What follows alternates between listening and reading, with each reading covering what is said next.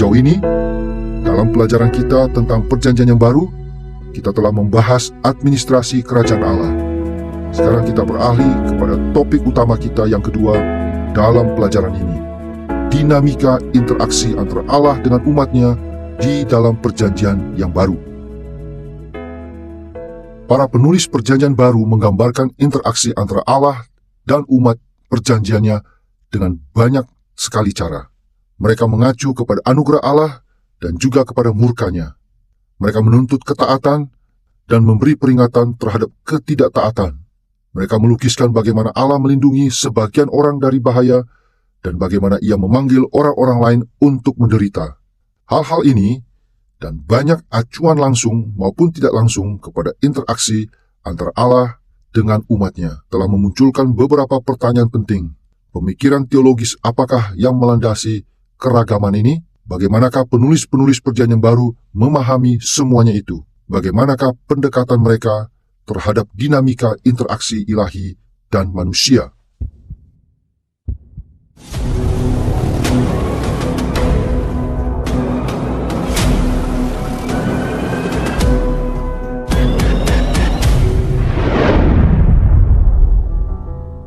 Sekali lagi, kita akan mulai dengan latar belakang tentang perjanjian Raja Tuan dengan Raja Bawahan dari timur dekat kuno. Pada umumnya, perjanjian-perjanjian ini berfokus pada 3 fitur interaksi antara raja-raja besar dengan raja-raja kecil.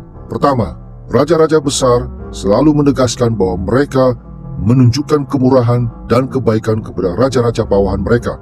Kedua, raja-raja besar juga menetapkan persyaratan tertentu bagi para raja bawahan untuk membuktikan kesetiaan mereka. Ketiga, raja-raja besar menjabarkan konsekuensi dari berkat dan kutuk yang dapat diharapkan oleh para raja bawahan untuk ketaatan dan ketidaktaatan mereka. Perlu kita catat bahwa raja-raja besar selalu merasa berhak untuk memperlakukan persyaratan perjanjian mereka menurut pertimbangan mereka. Tetapi pada umumnya, kemurahan dan kebaikan, kesetiaan dan konsekuensi menjadi prinsip-prinsip dasar yang mengatur relasi dalam perjanjian tersebut. Dan seperti yang akan kita lihat, unsur-unsur yang sama muncul dalam dinamika interaksi antara Allah dengan manusia dalam perjanjian Alkitabiah. Perlu kita ingat bahwa sebagai Raja tertinggi, Allah lah yang menentukan bagaimana dinamika perjanjiannya akan diwujudkan. Dan Ia melakukan ini menurut hikmat-Nya yang tidak tertandingi, bukan menurut standar harapan manusia. Inilah sebabnya kitab suci menjelaskan bahwa interaksi Allah dengan umatnya seringkali melampaui pemahaman manusia. Tetapi sebagaimana ayat-ayat seperti Ulangan pasal 29 ayat 29, Yesaya pasal 55 ayat 8 dan 9, beberapa Mazmur, dan seluruh kitab Ayub serta pengkhotbah mengingatkan kita cara-cara Allah melaksanakan dinamika perjanjian ini selalu baik dan bijak. Kita akan mempelajari dinamika interaksi antara Allah dengan umatnya dengan memperhatikan terlebih dahulu kemurahan dan kebaikan Allah kepada umatnya. Kedua, kita akan melihat bagaimana perjanjian Alkitabiah mencakup ujian kesetiaan bagi umat perjanjian Allah. Ketiga, kita akan membahas konsekuensi berkat dan kutuk bagi ketaatan dan ketidaktaatan. Mari kita mulai dengan kemurahan dan kebaikan Allah.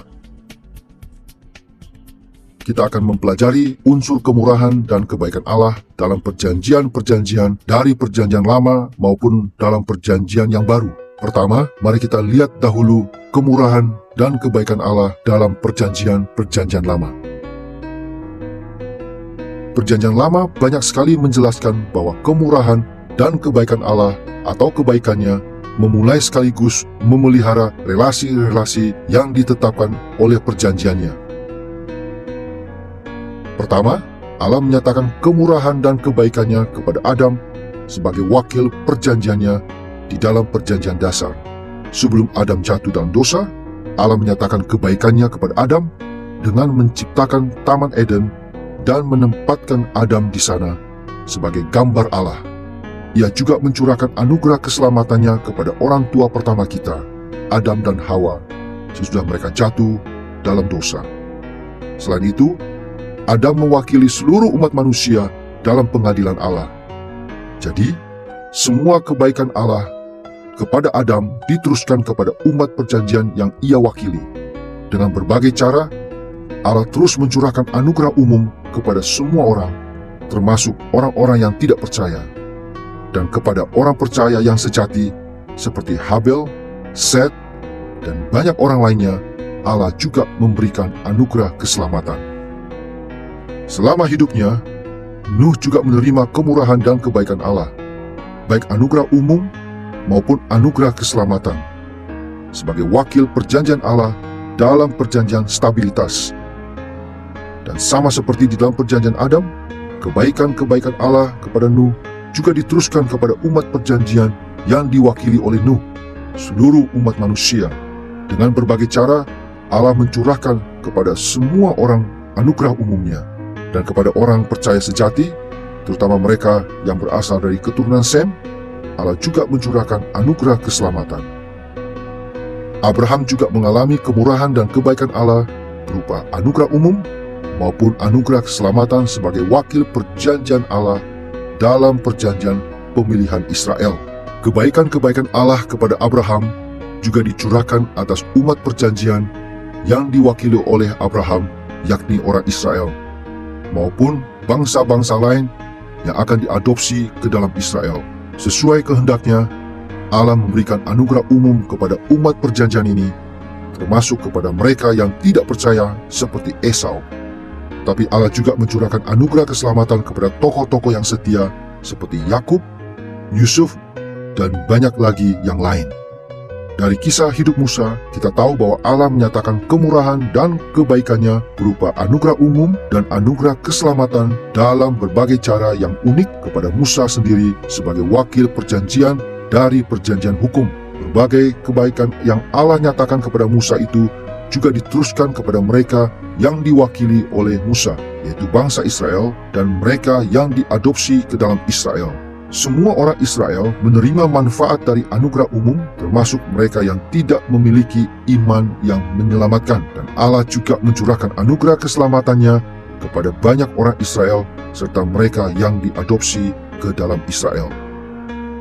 Terakhir, Daud menerima kemurahan dan kebaikan Allah berupa anugerah umum dan anugerah keselamatan dengan cara-cara yang khusus sebagai wakil perjanjian yang dipilih Allah dalam perjanjian kerajaan. Dan kebaikan-kebaikan Allah kepada Daud diteruskan kepada umat perjanjian yang diwakili oleh Daud, keturunannya sendiri, bangsa Israel, dan semua orang bukan Yahudi yang diadopsi ke dalam Israel. Sesuai dengan hikmat Allah yang tak terselidiki, mereka semua menerima anugerah umum, termasuk orang-orang yang tidak percaya di tengah-tengah Israel. Tetapi orang percaya sejati di tengah Israel juga menerima anugerah keselamatan Allah. Kemurahan dan kebaikan ilahi yang Allah berikan kepada umatnya dalam seluruh perjanjian lama menentukan bagaimana kemurahan dan kebaikan ilahi itu mempengaruhi dinamika perjanjian yang baru juga. Perjanjian baru. Pertama-tama, perjanjian baru mengarahkan perhatian kita kepada kemurahan dan kebaikan Allah yang diberikan kepada Kristus, wakil perjanjian yang baru. Harus jelas bagi kita bahwa sama seperti Adam sebelum kejatuhannya ke dalam dosa, Yesus tidak pernah memerlukan belas kasihan, pengampunan, ataupun anugerah keselamatan dari Allah. Meski demikian, ayat-ayat seperti Matius pasal 3 ayat 16-17, Matius pasal 12 ayat 18, dan Lukas pasal 3 ayat 22 menyatakan bahwa selama inaugurasi kerajaannya, Bapa mengurapi Yesus dengan rohnya untuk memberinya kuasa dalam pelayanannya. Bahkan, menurut Roma pasal 8 ayat 11, dengan kuasa Roh Kudus itulah Bapa membangkitkan Yesus dari antara orang mati. Terlebih lagi menurut Mazmur pasal 2 ayat 4-6, Matius 28 ayat 18, dan Kisah Para Rasul pasal 2 ayat 31-33, kemurahan dan kebaikan Bapa terhadap Yesus itulah yang mengangkatnya ke posisinya yang sekarang, dan merupakan posisi otoritas dan kekuasaan selama kelanjutan kerajaannya. Dan kebaikan ini akan membawa kepada hak-hak istimewa serta kemuliaan yang akan diterima oleh Kristus pada penyempurnaan kerajaannya. Yang kedua, perjanjian baru juga berfokus pada ajaran yang oleh para teolog Kristen sering disebut sebagai kesatuan dengan Kristus. Ajaran ini menjelaskan bahwa kemurahan dan kebaikan Allah terhadap Kristus juga berdampak bagi gereja, yaitu umat perjanjian yang diwakilinya. Kesatuan orang percaya dengan Kristus mencakup dua hal. Di satu sisi, kita berada di dalam Kristus. Ini berarti, karena Kristus adalah wakil perjanjian kita, maka umat perjanjian yang baru diasosiasikan dengan Kristus di hadapan sidang pengadilan Allah.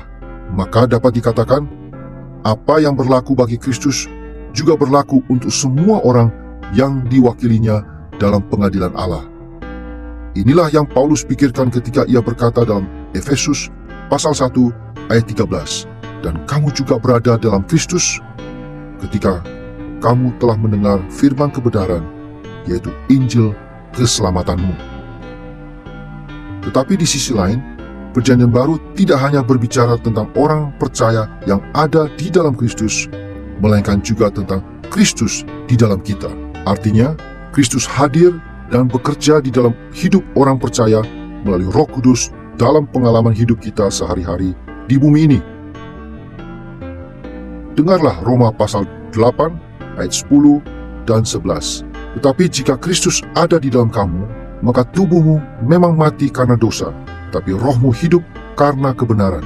Dan jika roh Dia yang telah membangkitkan Yesus dari antara orang mati diam di dalam kamu, maka Ia akan menghidupkan juga tubuhmu yang fana itu oleh rohnya yang diam di dalam kamu. Seperti yang dinyatakan dalam ayat ini, meskipun para penulis perjanjian baru mengakui bahwa gereja diasosiasikan dengan Kristus di surga, mereka juga tahu bahwa zaman perjanjian yang baru masih belum mencapai penyempurnaannya. Akibatnya, kehidupan di dalam perjanjian yang baru sekarang ini berbeda dengan kondisinya kelak ketika Kristus datang kembali. Misalnya, sekarang ini umat Allah dalam perjanjian yang baru masih terus berbuat dosa. Terlebih lagi, orang-orang percaya yang palsu, yaitu mereka yang tidak memiliki iman yang menyelamatkan, tetap berada di dalam gereja yang kelihatan bersama-sama dengan orang-orang percaya yang sejati. Baru pada saat penyempurnaan itulah pekerjaan Kristus di dalam kita akan disempurnakan. Karena alasan inilah perjanjian baru mengajarkan bahwa sebelum kedatangan Kristus kembali, Allah menyatakan anugerah umum kepada semua orang di dalam gereja yang kelihatan, termasuk orang percaya yang palsu. Bahkan, ayat-ayat seperti Yohanes pasal 15 ayat 1-6 dan Ibrani pasal 6 ayat 4-6 mengilustrasikan bahwa meskipun orang-orang yang tidak percaya seringkali mengalami belas kasihan yang besar dari Allah yang sifatnya sementara, mereka tidak menerima anugerah keselamatan. Namun, pada saat yang sama, Allah telah memberikan anugerah keselamatan kepada orang-orang percaya sejati bahkan pada saat ini. Jadi, tidak mengherankan jika setiap faset dari teologi perjanjian baru dijelaskan dalam konteks kemurahan dan kebaikan ilahi. Dalam perjanjian lama maupun perjanjian baru, kita melihat bahwa Tuhan menegaskan bahwa Ia baik kepada semua manusia, kepada yang baik maupun yang jahat, yang adil maupun yang tidak adil, kepada mereka yang adalah anak-anaknya maupun yang bukan anak-anaknya. Pertama, Ia tidak langsung membinasakan kita sekalipun kita semua adalah orang berdosa. Ia mengizinkan kita untuk hidup oleh anugerahnya. Kedua, Ia memberkati kita dengan hujan, dan hujan turun di ladang orang fasik maupun orang benar. Kita juga diberitahu bahwa matahari membuat tumbuh-tumbuhan bertumbuh dan memberi kehidupan kepada orang benar maupun orang yang tidak benar. Ini berarti bahwa Allah baik kepada semua makhluk yang baik dan yang jahat, dan Ia memberikan kepada kita semua kesempatan untuk mengenal siapa Dia. Ia memberitahu kita bahwa melalui belas kasihannya, Tuhan memberikan kepada orang-orang yang tidak mengikut Dia atau bahkan menyangkal Dia kesempatan untuk mendengarkan pesannya, untuk mempelajari firman-Nya, dan untuk diselamatkan. Seperti yang Paulus jelaskan dalam Efesus pasal 2 ayat 8. Sebab oleh kasih karunia kamu diselamatkan oleh iman, itu bukan hasil usahamu, tetapi pemberian Allah.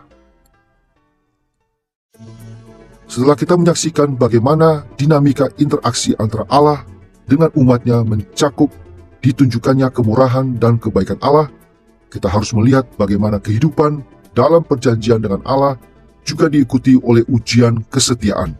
Tuntutan kesetiaan ini menyingkapkan kondisi hati dari mereka yang ada dalam perjanjian dengan Allah.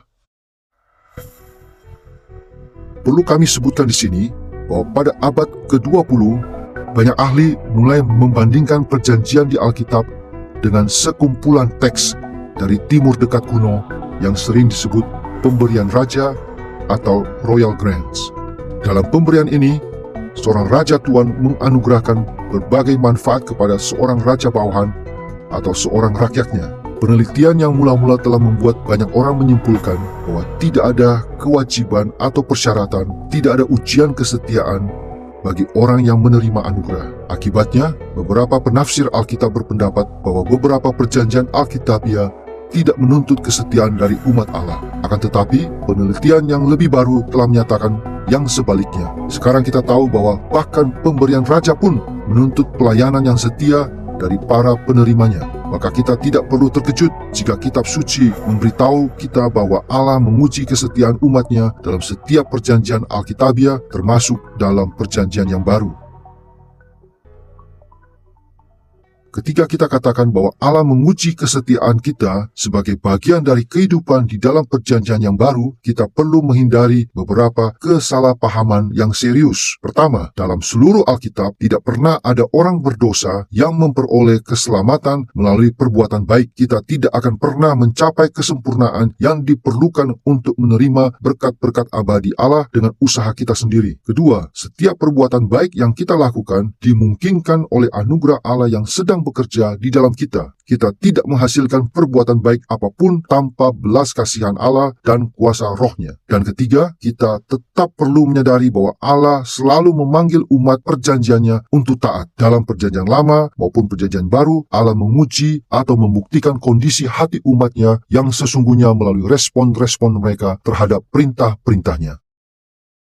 Saya ingin agar semua orang percaya di dalam Kristus mengetahui bahwa hubungan pribadi dengan Allah tidak dimulai dalam perjanjian baru, melainkan merupakan penggenapan dari perkataan yang sudah lama diucapkan. Aku akan menjadi Allah mereka dan mereka akan menjadi umatku. Itulah rumusannya sejak semula. Anda tahu, sejak di Taman Eden, sejak Kejadian pasal 12, sejak terbentuknya umat perjanjian. Oleh sebab itu, ketundukan di dalam hati adalah permulaan dari ketaatan. Itu bukan hasil ketaatan. Itu tidak terpisah dari ketaatan. Kita menaati Allah karena Ia telah mengasihi kita, karena Ia telah melibatkan diri dengan kita, karena Ia telah menjadikan kita, karena Ia telah menyertai kita, melewati setiap lembah, melewati setiap padang gurun, melewati setiap kemenangan.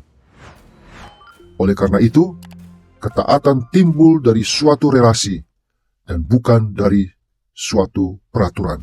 Untuk menjelaskannya, kita akan merangkumkan bagaimana ujian ketaatan itu muncul dalam perjanjian lama. Sesudah itu, kita akan meninjau ujian ketaatan dalam perjanjian yang baru. Mari kita mulai dengan perjanjian lama. Setiap orang yang mengenal Alkitab dengan baik tahu bahwa Allah menguji Adam sebagai wakil perjanjian Allah melalui petunjuk-petunjuknya di Taman Eden. Kita juga tahu bahwa Allah menghendaki kesetiaan umat perjanjiannya di dalam Adam, yakni seluruh umat manusia. Nuh juga diuji dengan petunjuk-petunjuk dari Allah sebagai wakil perjanjiannya, baik sebelum maupun sesudah peristiwa air bah. Dan kitab suci menyatakan bahwa Allah terus menguji hati umat perjanjiannya di dalam Nuh, sekali lagi seluruh umat manusia. Kisah-kisah kehidupan Abraham mengilustrasikan bagaimana Allah menguji kesetiaan bapa leluhur Israel ini sebagai wakil perjanjiannya dengan beberapa cara. Sebagai satu contoh, Kejadian pasal 22 ayat 1-19 menceritakan secara eksplisit bagaimana Allah menguji Abraham ketika Ia memerintahkan Abraham untuk mengorbankan Ishak, anaknya. Dalam Kejadian pasal 22 ayat 12, malaikat Tuhan berkata kepada Abraham, "Telah ku ketahui sekarang bahwa engkau takut akan Allah, karena engkau tidak segan untuk menyerahkan kepadaku anakmu yang tunggal." Kita dapat melihat dalam ayat ini mengapa Allah memberi perintah itu kepada Abraham, yang menguji Abraham untuk membuktikan isi hatinya yang sesungguhnya. Dengan cara yang sama, kitab suci mengajarkan bahwa Allah menguji kesetiaan umat perjanjiannya di dalam Abraham, yakni umat Israel dan orang-orang bukan Yahudi yang diadopsi ke dalam Israel. Musa diuji dengan perintah-perintah Allah di sepanjang hidupnya sebagai wakil perjanjian dari Israel. Dan Allah secara eksplisit menjelaskan bahwa Ia memberikan hukum Taurat kepada Israel, umat perjanjiannya, untuk menguji mereka. Dengarlah pernyataan Musa kepada umat Israel dalam Ulangan pasal 8 ayat 2. Ingatlah kepada seluruh perjalanan yang kau lakukan atas kehendak Tuhan Allahmu di padang gurun selama 40 tahun ini dengan maksud merendahkan hatimu dan mencobai engkau untuk mengetahui apa yang ada dalam hatimu, yakni apakah engkau berpegang pada perintahnya atau tidak. Dengan cara yang sama, kisah-kisah kehidupan Daud menunjukkan bahwa Allah menguji kesetiaan Daud sebagai raja yang menjadi wakil perjanjian dari Israel. Dan seperti digambarkan berulang kali dalam perjanjian lama, Allah terus menguji umat perjanjiannya, anak-anak Daud, dan bangsa Israel dalam setiap generasi mereka. Setelah membahas ujian kesetiaan Allah dalam perjanjian lama, sekarang mari kita melihat bagaimana Allah menguji kesetiaan umatnya dalam perjanjian yang baru. Seperti telah kita lihat, anugerah Allah telah dicurahkan dalam perjanjian yang baru seperti yang belum pernah terjadi sebelumnya dalam sejarah Alkitab. Akan tetapi, jelas juga bahwa perjanjian baru berisi perintah maupun petunjuk dari Allah yang tidak terhitung jumlahnya. Mengapa demikian? Karena sama seperti dalam perjanjian lama, perjanjian yang baru pun mensyaratkan ujian kesetiaan. Oleh karena itulah, perjanjian baru menaruh perhatian yang sangat besar kepada kesetiaan Kristus sebagai wakil perjanjian yang baru. Dikatakan bahwa selama inaugurasi kerajaan, Yesus lulus dalam setiap ujian kesetiaan yang dituntut Allah dari dirinya. Dalam Ibrani pasal 4 ayat 15, kita membaca, kita memiliki Dia yang telah dicobai dalam segala hal, sama seperti kita, namun tidak berdosa. Dengarlah pernyataan Paulus dalam Filipi pasal 2 ayat 8 mengenai ketaatan Kristus yang luar biasa. Dalam keadaan sebagai manusia, Ia telah merendahkan dirinya dan taat sampai mati, bahkan sampai mati di kayu salib. Dalam teologi perjanjian baru, puncak dari pelayanan Yesus yang setia kepada Allah adalah kematiannya secara sukarela di salib. Tetapi mengapa tindakan ketaatan ini begitu penting? Sejak saat dosa masuk ke dalam dunia, Allah menyediakan berbagai cara yang sifatnya sementara untuk mengampuni dosa-dosa umat perjanjiannya melalui darah korban binatang. Tapi seperti yang diajarkan oleh Ibrani pasal 10 ayat 1-14, korban-korban persembahan ini tidak dapat menjadi jaminan pengampunan final yang sifatnya permanen dalam kerajaan Allah yang menang. Oleh karena itu, menjelang masa pembuangan Israel, Allah menyatakan dalam Yesaya pasal 53 ayat 1-12 bahwa Ia menghendaki kematian sukarela dari Sang Hamba Tuhan, Sang Mesias, sebagai korban penebusan bagi dosa-dosa umatnya. Dengan kematiannya, Mesias yang adalah wakil perjanjian yang rajani akan membawa umat Allah ke dalam kemuliaan dari kerajaan kekalnya yang menang.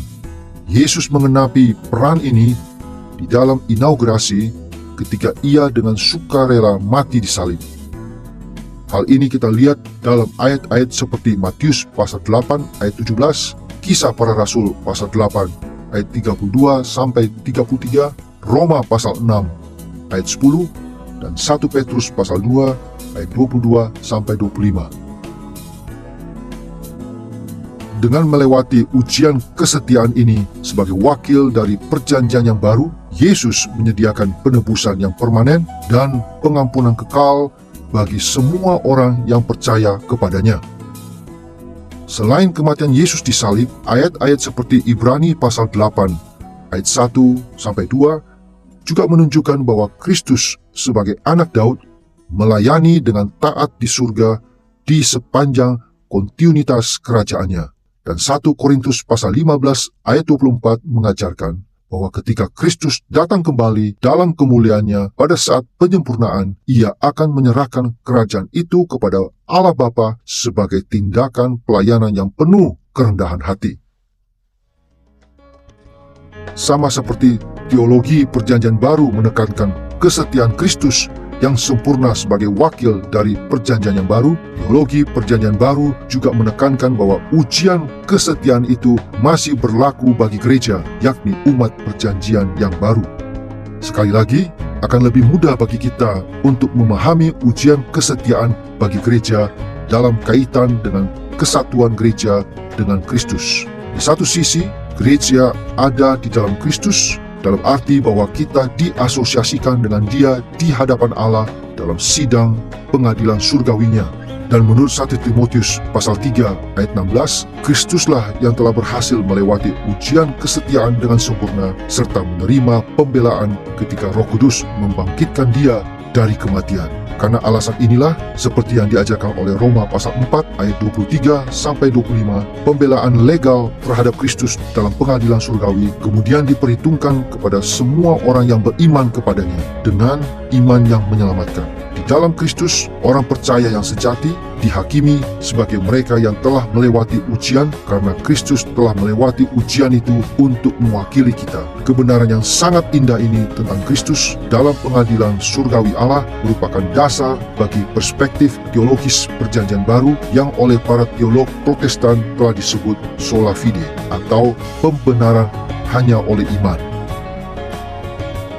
Akan tetapi, di sisi lain, kesatuan dengan Kristus juga mengacu kepada pengalaman sehari-hari dari Kristus di dalam kita. Selama gereja masih berada di bumi, sebelum kedatangan Kristus kembali dalam kemuliaan, orang-orang percaya di dalam gereja mengalami ujian-ujian kesetiaan yang membuktikan kondisi hati mereka. Roh Kristus bekerja di dalam diri orang percaya yang sejati untuk menguduskan kita. Sisi ini dari kesatuan kita dengan Kristus selaras dengan doktrin pengudusan dalam tradisi Protestan atau pengejaran kekudusan yang progresif. Dan kitab suci mengajar bahwa ujian adalah cara Allah untuk membuat kita mengalami kemajuan di dalam pengudusan. Seperti yang dikatakan oleh Yakobus pasal 1 ayat 2 dan 3. Saudara-saudaraku, anggaplah sebagai suatu kebahagiaan apabila kamu jatuh ke dalam berbagai-bagai pencobaan, sebab kamu tahu bahwa ujian terhadap imanmu itu menghasilkan ketekunan. Nah, sekali lagi, kita harus ingat bahwa selama inaugurasi dan kontinuitas kerajaan Kristus, gereja yang kelihatan terdiri atas orang percaya yang palsu maupun orang percaya yang sejati. Dan melalui ujian kesetiaan itulah kedua kelompok ini akan mengungkapkan apakah mereka memiliki iman yang menyelamatkan atau tidak. Orang percaya yang palsu akan gagal dalam ujian kesetiaan dan menolak untuk melayani Kristus. Sebaliknya, orang percaya yang sejati, meskipun tidak sempurna dalam hidup ini, akan bertekun dalam kesetiaan mereka kepada Kristus oleh kuasa Roh Kudus. Seperti yang kita baca dalam 1 Yohanes pasal 2 ayat 19 tentang orang percaya yang palsu. Memang mereka berasal dari antara kita, tetapi mereka tidak sungguh-sungguh termasuk pada kita. Sebab jika mereka sungguh-sungguh termasuk pada kita, niscaya mereka tetap bersama-sama dengan kita. Tetapi hal itu terjadi supaya menjadi nyata bahwa tidak semua mereka sungguh-sungguh termasuk pada kita. Sebagaimana dinyatakan dalam ayat ini, teologi Perjanjian Baru berisi banyak perintah dari Allah sebagai ujian kesetiaan untuk membuktikan siapa yang sungguh-sungguh termasuk dalam himpunan orang percaya sejati. Pada malam ketika ia dikhianati, Yesus Kristus menetapkan suatu perjanjian yang baru.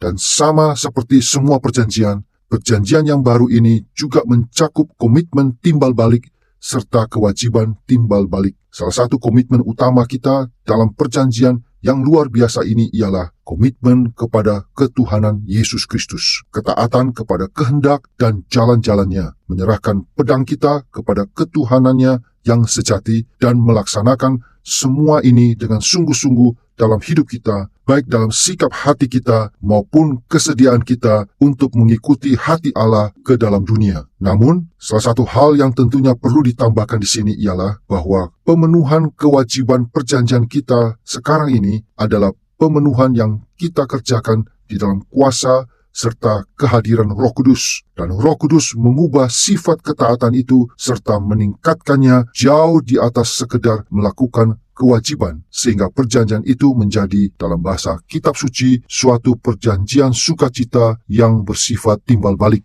Dia yang menjaga kita bersukacita di dalam kita dan kita di dalam Dia. Dan ini membuat kita mengerti mengapa Rasul Paulus dapat mengatakan bahwa kerajaan Allah bukanlah soal melaksanakan kewajiban, tetapi soal kebenaran dan damai sejahtera dan sukacita di dalam Roh Kudus. Beberapa orang kudus yang paling agung telah memberitahu kita bahwa kewajiban yang ada ini untuk setia dan mengabdi kepada Tuhan adalah kewajiban yang kita penuhi bukan dengan enggan tetapi dengan bersemangat dan dengan segenap hati kita, karena Ia telah memenangkan kita dan kita akan mendapati bahwa Ia dan jalan-jalannya sangat menyenangkan.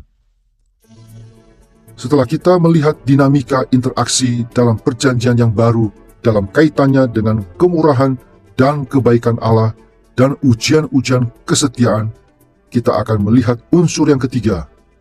Mari kita pelajari konsekuensi berkat dan kutuk bagi ketaatan dan ketidaktaatan. Kita akan melihat konsekuensi-konsekuensi untuk ketaatan dan ketidaktaatan dalam perjanjian dengan Allah menurut urutan pembahasan kita sebelumnya. Kita akan meneliti secara ringkas perjanjian-perjanjian dalam perjanjian lama dan kemudian beralih kepada perjanjian yang baru. Mari kita lihat dahulu konsekuensi-konsekuensi dari berkat dan kutuk dalam perjanjian lama.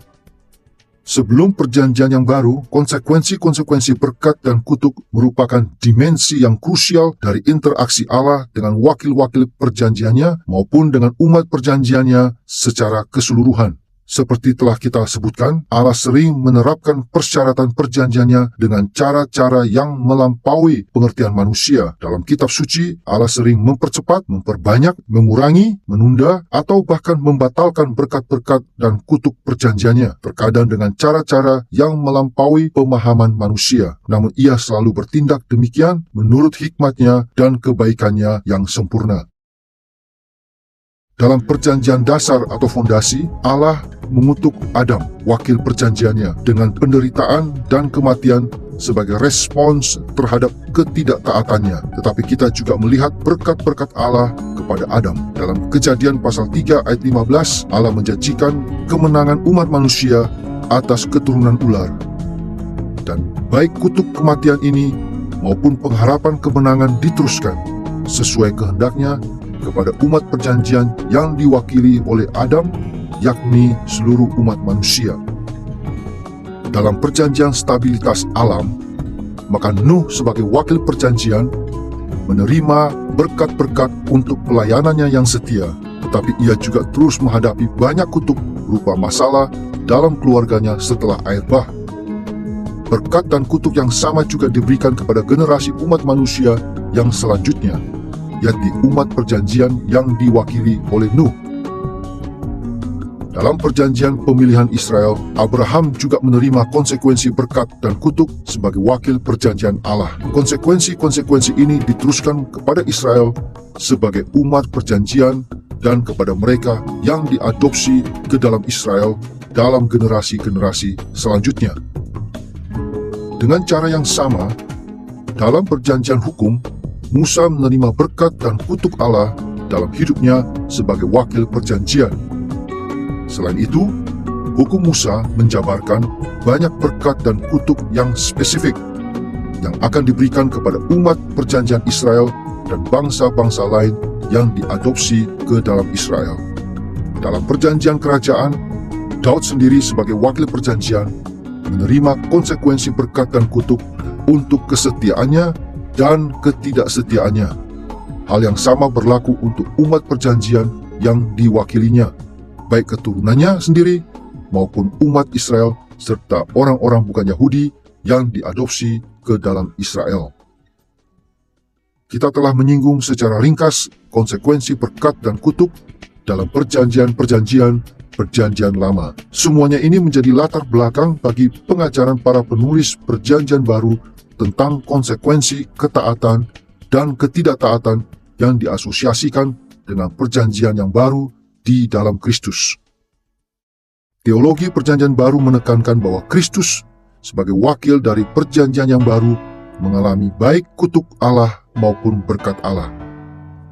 Seperti dinyatakan oleh Paulus dalam Galatia pasal 3 ayat 13, Yesus menanggung kutuk Allah atas dosa semua orang yang percaya kepadanya dalam kematiannya di salib.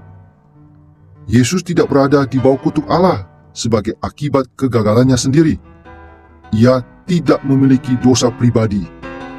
Namun untuk mengenapi Yesaya pasal 53 ayat 1-12, ia menanggung hukuman Allah sebagai seorang pengganti rajani yang tidak bersalah bagi umat Allah di setiap zaman. Namun secara kontras, karena kebenarannya sendiri, Kristus juga menerima berkat-berkat Allah. Kristus adalah satu-satunya manusia yang melayani Allah dengan sempurna dan patut menerima upah berupa berkat-berkat Allah yang kekal. Perhatikan kaitan antara ketaatan Kristus dengan berkat Allah dalam Filipi pasal 2 ayat 8-9. Kristus taat sampai mati, bahkan sampai mati di kayu salib. Itulah sebabnya Allah sangat meninggikan dia dan mengaruniakan kepadanya nama di atas segala nama. Dalam teologi perjanjian baru, kebangkitan dan kenaikan Yesus ke surga pada saat inaugurasi kerajaan adalah upah yang adil bagi ketaatannya yang sempurna kepada Allah. Yesus menikmati berkat Allah selama kontinuitas kerajaannya ketika ia memerintah atas seluruh ciptaan di sebelah kanan Bapa, dan ia akan diberkati dengan lebih berlimpah pada saat penyempurnaan kerajaannya ketika ia menerima warisan kekal berupa pemerintahan atas ciptaan baru. Sebagaimana teologi perjanjian baru memuji Yesus yang menerima berkat berupa pemerintahan atas seluruh ciptaan, kita tahu bahwa konsekuensi dari perjanjian yang baru itu juga berdampak terhadap gereja, yakni umat perjanjian yang baru tersebut. Sekali lagi, doktrin perjanjian baru tentang kesatuan dengan Kristus merujuk kepada dua sisi dari realitas ini. Di satu sisi, karena kita ada di dalam Kristus, maka setiap berkat abadi dari Allah sudah ditentukan bagi orang percaya yang sejati. Orang percaya yang sejati dapat dengan yakin berpegang pada fakta bahwa mereka tidak akan pernah mengalami kutuk abadi dari Allah. Berkat-berkat abadi mereka terjamin karena Kristus adalah wakil perjanjian mereka. Paulus memikirkan konsep ini ketika ia menuliskan doksologinya yang terkenal dalam Efesus pasal 1 ayat 3. Terpujilah Allah dan Bapa Tuhan kita Yesus Kristus, yang di dalam Kristus telah mengaruniakan kepada kita segala berkat rohani di dalam surga. Karena di dalam surga kita diasosiasikan dengan Kristus, maka orang percaya sejati sudah menerima setiap berkat rohani. Sama seperti Kristus menanggung kutuk yang kekal dari Allah untuk mewakili kita, ia juga telah menerima upah berkat-berkat yang kekal dari Bapa untuk mewakili kita. Akan tetapi, di sisi lain, kesatuan kita dengan Kristus berarti bahwa Kristus ada di dalam kita. Artinya, ia sedang bekerja di dalam diri orang percaya yang sejati, sehingga mereka mengalami konsekuensi-konsekuensi dari ketaatan dan ketidaktaatan dalam kehidupan mereka sehari-hari. Sekali lagi, kita harus ingat bahwa sebelum Kristus datang kembali dalam kemuliaan, gereja yang kelihatan terdiri atas orang-orang percaya yang palsu maupun orang-orang percaya yang sejati. Dan teologi perjanjian baru menjelaskan bagaimana konsekuensi berkat dan kutuk dalam kehidupan yang sekarang maupun dalam kekekalan berlaku bagi kedua kelompok tersebut. Ayat-ayat seperti Lukas pasal 12 ayat 45-46 dan Roma pasal 2 ayat 4-5 menjelaskan bahwa karena orang-orang percaya yang palsu terus memberontak terhadap Allah, maka berkat-berkat yang mereka terima dalam kehidupan ini memperbanyak kutuk yang kekal dari Allah kepada mereka pada saat penghakiman terakhir. Banyaknya kesulitan maupun kutukan yang mereka alami dalam kehidupan sekarang ini adalah kecapan awal dari kutuk abadi yang akan mereka terima ketika Kristus datang kembali. Secara kontras, orang-orang percaya yang sejati juga menerima berkat maupun kutuk dalam kehidupan ini. Akan tetapi, berkat-berkat yang diterima oleh orang percaya sejati dalam kehidupan ini merupakan kecapan awal dari berkat-berkat abadi yang akan diberikan pada saat penyempurnaan kerajaan Allah. Dan bagi orang percaya sejati, seperti dikatakan oleh Ibrani pasal 12 ayat 1-11, berbagai kesukaran hidup atau kutukan yang sifatnya sementara sesungguhnya adalah disiplin yang penuh kasih dari Allah sebagai Bapa. Kesukaran-kesukaran itu menguduskan kita dan memperbanyak berkat-berkat abadi yang akan kita terima ketika Kristus datang kembali. Sebagaimana kita baca dalam Wahyu pasal 21 ayat 6-8. Allah berkata, "Orang yang haus akan kuberi minum dengan cuma-cuma dari mata air kehidupan. Barang siapa menang, ia akan memperoleh semuanya ini. Dan aku akan menjadi Allahnya, dan ia akan menjadi anakku. Tetapi orang-orang penakut, orang-orang yang tidak percaya, orang-orang keji, orang-orang pembunuh, orang-orang sundal, tukang-tukang sihir, penyembah-penyembah berhala, dan semua pendusta, mereka akan mendapat bagian mereka di dalam lautan yang menyala-nyala oleh api dan belerang." Pada hari itu, orang-orang percaya palsu dalam gereja perjanjian yang baru akan dihukum dengan hukuman kekal. Tetapi orang-orang percaya sejati akan menerima warisan kekal mereka dalam ciptaan yang baru yang penuh kemuliaan. Jika kita ingin melihat berkat-berkat yang diterima oleh umat Allah sesudah penghakiman terakhir, kita akan membaca Wahyu pasal 21 dan pasal 22, di mana terdapat lukisan yang mengagumkan tentang ciptaan yang baru ketika dunia ini berakhir. Dan saya sangat menyukai deskripsi ini tentang ciptaan yang baru dalam Wahyu pasal 21 dan pasal 22, karena ini bukan sekedar rekapitulasi dari kitab Kejadian dari Taman Eden, dan bukan sekedar kembali ke Taman Eden. Ini sungguh-sungguh merupakan suatu eskalasi dari Taman Eden, sesuatu yang dinamis, sesuatu yang lebih baik daripada Eden. Di Taman Eden, Adam dan Hawa mempunyai tanggung jawab untuk memerintah di bawah Allah, untuk memelihara taman itu dan menjadi penata layan atas bumi. Dalam ciptaan yang baru, kita juga akan memiliki tanggung jawab itu, dan itulah berkat kita. Tapi kita tidak akan pernah berdosa. Adam dan Hawa mempunyai potensi untuk berdosa. Dalam ciptaan yang baru, umat Allah tidak akan pernah jatuh ke dalam dosa. Di Taman Eden tidak ada Yesus. Yesus tidak hadir secara fisik, secara tubuh. Di dalam ciptaan yang baru, Yesus akan hadir. Maka berkat yang kita warisi sebagai umat Allah, umat perjanjian yang baru, sungguh-sungguh merupakan suatu ciptaan yang baru, yang lebih baik dari apapun juga yang pernah dikenal oleh dunia ini. Dalam pelajaran ini tentang perjanjian yang baru di dalam Kristus, kita telah membahas tentang administrasi kerajaan Allah dan melihat bagaimana Allah menyelenggarakan pemerintahannya melalui wakil-wakil perjanjiannya, dan bagaimana ia menetapkan kebijakan-kebijakan yang sesuai ketika perjanjian-perjanjiannya berkembang secara organik. Kita juga telah meneliti bagaimana dinamika interaksi antara Allah dengan umat perjanjiannya melibatkan kemurahan dan kebaikan ilahinya, ujian-ujian kesetiaan yang diberikannya, serta konsekuensi-konsekuensi atas ketaatan dan ketidaktaatan. Saat kita berusaha untuk memahami perjanjian baru secara lebih lengkap, kita perlu ingat bahwa perjanjian yang baru di dalam Kristus bukan hanya satu bagian kecil dari teologi perjanjian baru. Sebagai perjanjian yang terakhir antara Allah dengan umatnya, perjanjian yang baru sangat besar pengaruhnya terhadap segala sesuatu yang ditulis oleh para penulis perjanjian baru. Allah mengadakan kesepakatan yang serius dengan umatnya di dalam Kristus melalui perjanjian yang baru. Dan semakin kita memahami perjanjian yang baru ini, maka kita akan lebih dimampukan untuk melihat fitur-fitur terpenting dari teologi perjanjian baru.